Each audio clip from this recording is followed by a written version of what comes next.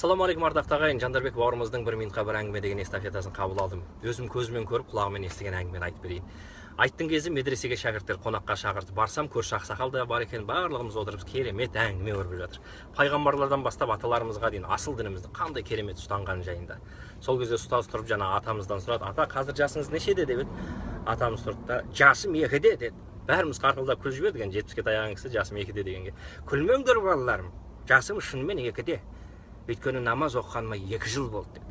Алланың ақиқатын танып ақ жолға түскеніме, өмірдің мән мақсатын білгенім 2 жыл болды. Сендердің әңгімелерінің біразын түсінбей отырмын. 2 жасар бала секілді, тілім шықпай қалған бала секілді отырмын қазір. Сендер қандай бақытты жансыңдар, жастайларыңнан Алланың ақ жолына түсіп, ақиқатын танып, маңдайларыңды сәждеге қойып, өмірдің мән мақсатын білгендерің қандай бақытты жансыңдар деді. Біздің өмірімізге сол керемет ғибрат болды. Ал сіздің бақытты болуыңызға не кедергі?